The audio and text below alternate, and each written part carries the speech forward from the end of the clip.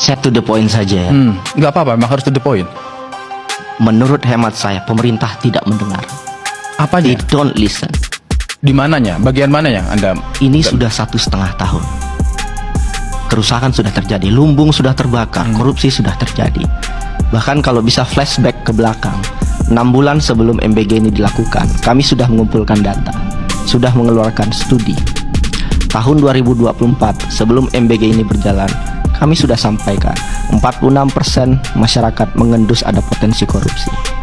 Tahun 2024 kami juga sudah sampaikan, jangan bikin vendor-vendor besar, serahkan ke sekolah, serahkan ke komunitas UMKM lokal.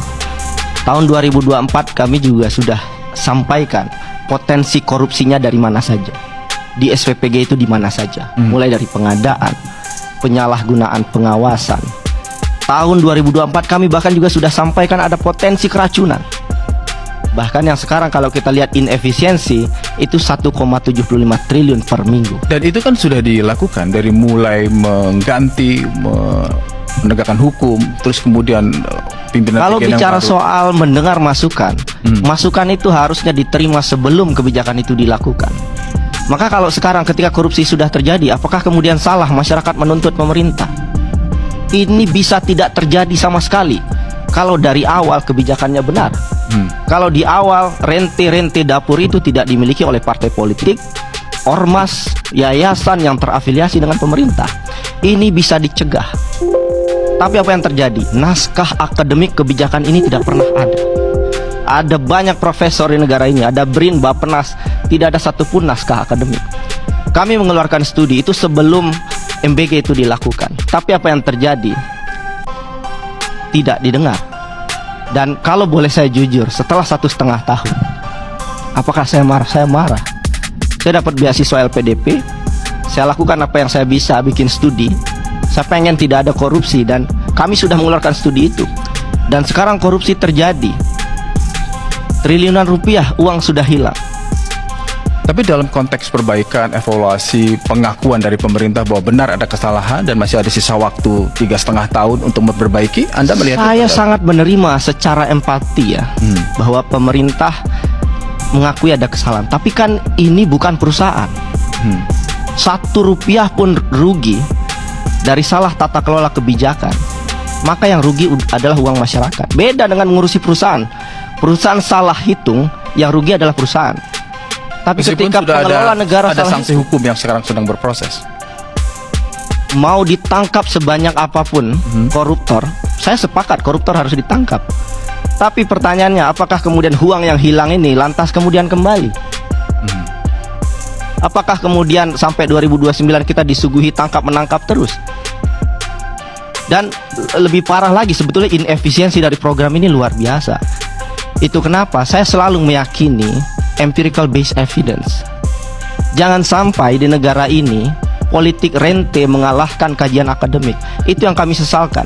Karena dari awal kajian akademiknya nggak kuat, pilotingnya nggak ada, hantam saja kiri kanan depan belakang. Dan sekarang setelah 1,5 tahun, lumbung padi sudah terbakar, korupsi sudah terjadi, dan kemudian kita membahas ini lagi berulang-ulang, evaluasi tata kelola. No, tata kelola itu dilakukan sejak hari pertama kebijakan itu diluncurkan. Ada banyak cara mengelola kebijakan ini. Tapi sekarang ya seperti pepatahnya orang kampung Da Andre ya, menang sorak kampung tergadai. Kita sorakkan saja bahwa kita memberikan masyarakat, makan rakyat. Tapi sekarang fiskal kita defisit, APBN kita pontang-panting, masalahnya sudah terlalu semrawut. Sepanjang yang saya tahu, di kampus belajar bahwa legislatif itu menjalankan fungsi pengawasan. Ya. Saya meneliti tentang bantuan sosial di hampir 100-an negara seluruh dunia. Dan hanya di Indonesia yang setengah jumlah bantuan sosialnya itu dinikmati oleh penyelenggaranya. Cara melakukan riset preferensi publik. Nggak bisa kita hanya tanyakan, kamu suka nggak dengan MBG? Nggak bisa. Ada metodologinya. Karena kalau seandainya masyarakat ditanya, dapat makanan tentu lebih baik daripada tidak dapat makanan sama sekali. Pasti itu. Itu kenapa yang harus dilakukan adalah discrete choice method. Tawarkan pada mereka apa yang bisa dilakukan dan biarkan mereka memilih. Itulah yang kami lakukan di kampus. Apakah mereka butuh cash? Apakah butuh pendidikan gratis, kesehatan yang layak, dan beasiswa? Dan ternyata MBG itu ada di urutan keempat. Dan saya berharap Pak Presiden menghentikan program ini. Karena kalau seandainya tidak dihentikan dan pelaksananya masih punya konflik kepentingan, ini tidak akan selesai. Tahun 2027, 28, 29 kita akan berbicara masalah yang sama. Kalau kita lihat data, stunting paling besar itu Papua Pegunungan, 40%. Berapa jumlah SPPG di sana? 13. Sulawesi Barat, stunting itu 35%. Jumlah SPPG di sana 177. Jawa Barat, stunting hanya 15%. Jumlah SPPG di sana 6.357. Jadi anggapan bahwa ini adalah program penanganan stunting, jadi nggak masuk akal dengan data hari ini. Kalau bicara soal hak anak-anak itu bukan 8.000 sebetulnya, 15.000 anggarannya, dan 7.000-nya habis untuk penyelenggaraan. Membahasakan ini ke masyarakat nggak mudah. Kalau seandainya politik dikombinasikan dengan teknokratik, itu hasilnya akan baik. Tapi yang terjadi sekarang, politik menjadi nomor satu dan satu-satunya pertimbangan dalam pelaksanaan MBG. Mungkin pemerintah bilang secara ekonomi ini adalah untuk orang miskin. Sekarang MBG itu 335T. Kalau dibagi rata ke semua penduduk, itu per orang dapat 361.000 per orang.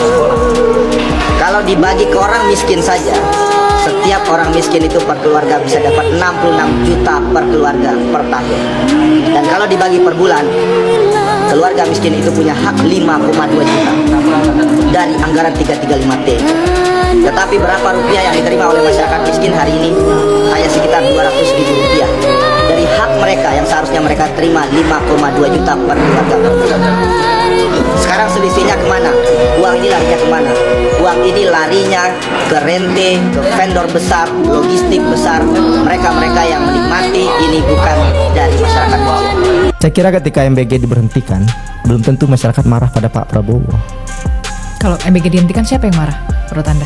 SPPG sekarang yang sudah demo ke BGN, karena mereka bisa jadi rente yang hari ini kemudian dirugikan karena carut marut ini. Tapi kalau seandainya sudah terantuk baru tengadah, ini patah orang kampung saya, udah terantuk baru tengadah, udah korupsi, udah banyak uang yang hilang, baru kita teriak ada yang salah. Uangnya sudah hilang, matikan dulu aja dan hentikan dulu aja.